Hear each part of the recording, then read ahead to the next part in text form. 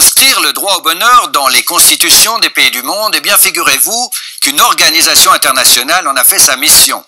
La Ligue mondiale pour le droit au bonheur est active depuis une dizaine d'années et il reste beaucoup à faire. Mélanie Oyon.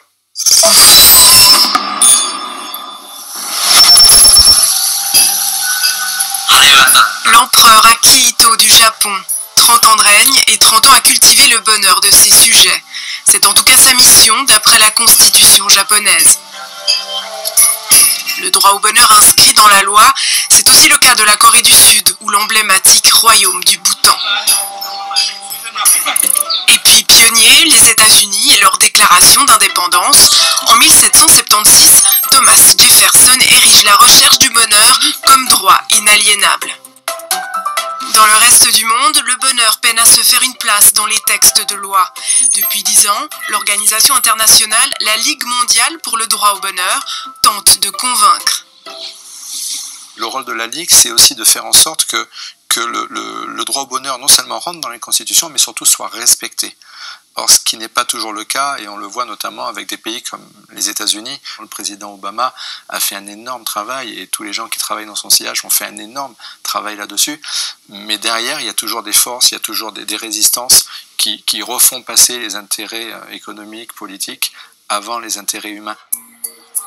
Le droit au bonheur sur une planète où la moitié de la population vit avec moins de 6 $ par jour, ce n'est pas un luxe de riches. Je peux vous dire que là où j'ai vu les gens les plus heureux, les plus épanouis, et qui sont soi-disant des peuples sous-développés et qui pourtant auraient de grandes leçons à nous donner d'un point de vue humanitude, d'un point de vue humain, c'est en Afrique et c'est en Asie. C'est là où j'ai rencontré les gens les plus heureux. Et pourtant, ce n'étaient pas les gens qui en avaient le plus. La Ligue mondiale pour le droit au bonheur compte parmi elles des membres influents. L'ancien ministre français Luc Ferry, le prix Nobel d'économie Joseph Stiglitz ou le scientifique et célèbre moine bouddhiste Mathieu Ricard. Elle a aussi ses Oscars. Chaque année à Monaco, siège de l'organisation, la remise des trèfles d'or récompense l'engagement de personnalités pour le bonheur.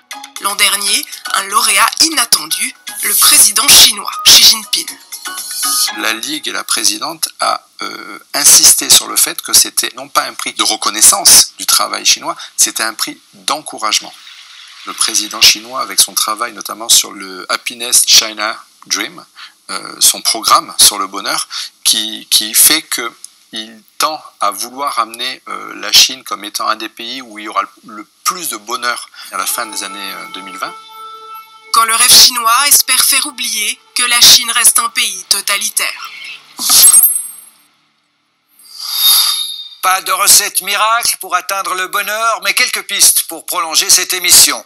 Les nouveaux indicateurs de richesse est un livre de référence paru et réédité aux éditions La Découverte dans la série Thèses et débats. C'est un tour d'horizon des indices de bien-être durable et d'indicateurs de progrès véritables qui peut servir de guide pour tous les responsables de nos politiques publiques. Intéressant aussi cette conférence du chercheur Richard Wilkinson de l'University College de Londres, comment les inégalités économiques nuisent aux sociétés, à retrouver sur le site des conférences TED. En voici un bref extrait.